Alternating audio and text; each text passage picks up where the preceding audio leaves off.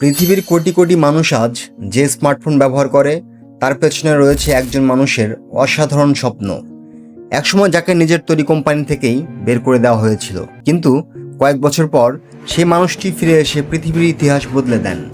1955 সালের 24 ফেব্রুয়ারি যুক্তরাষ্ট্রের ক্যালিফোর্নিয়ার সান ফ্রান্সিসকোতে জন্মগ্রহণ করেন স্টিভ জবস। জন্মের পরই তাকে দত্তক দেওয়া হয়। পল এবং ক্লারা জবস তাকে নিজের সন্তানের মতো বড় করে তোলেন। ছোটবেলা থেকেই তিনি ইলেকট্রনিক্স খুলে আবার জোড়া লাগাতে পছন্দ করতেন।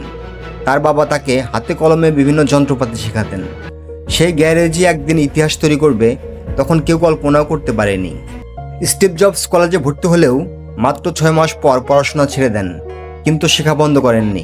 নিজের আগ্রহের বিষয়গুলো নিয়েই পড়াশোনা চালিয়ে যান। পরে ক্যালিগ্রাফি শেখার অভিজ্ঞতা ম্যাকিনটশ কম্পিউটারের সুন্দর ফন্ট তৈরিতে বড় ভূমিকা রাখে। 1976 সালে বন্ধু স্টিভ ওজনিয়াককে সঙ্গে নিয়ে নিজের বাড়ির গ্যারেজে শুরু করেন অ্যাপল অন। তাদের প্রথম কম্পিউটার অ্যাপল অন প্রযুক্তি প্রেমীদের দৃষ্টি আকর্ষণ করে। খুব অল্প সময়েই অ্যাপল দ্রুত জনপ্রিয় হয়ে ওঠে। স্টিভ জবস শুধু কম্পিউটার বানাননি, তিনি প্রযুক্তিকে সাধারণ মানুষের কাছে সহজ ও আকর্ষণীয় করে তুলেছিলেন।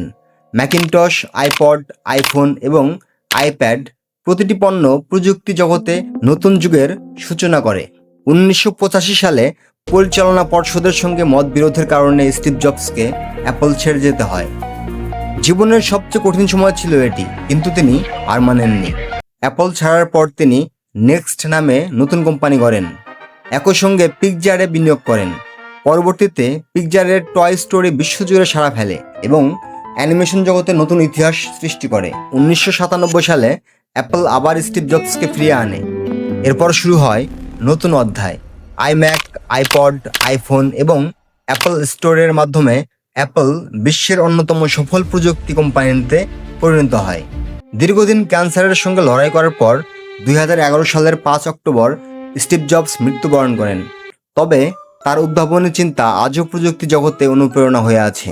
স্টিভ জবস একবার বলেছিলেন, স্টে হাংরি, স্টে ফুলিশ, অর্থাৎ শেখার ক্ষুধা কখনো হারিও না, নতুন কিছু করার সাহস রেখো। হয়তো আগামী পৃথিবী বদলে দেওয়ার মানুষটি তুমি।